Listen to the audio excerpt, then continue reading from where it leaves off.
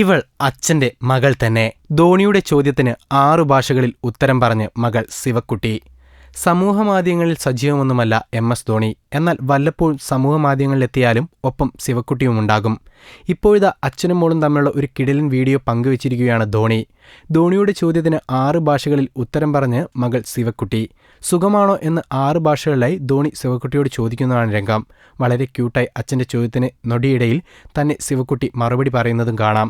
തമിഴ്, ബംഗാൾ, ഗുജറാത്ത്, ഭോജ്പൂരി, പഞ്ചാബി, ഉറുദു എന്നീ ഭാഷകളിലാണ് ശിവക്കുട്ടിയും ധോണിയും തമ്മിൽ സംസാരിക്കുന്നത്.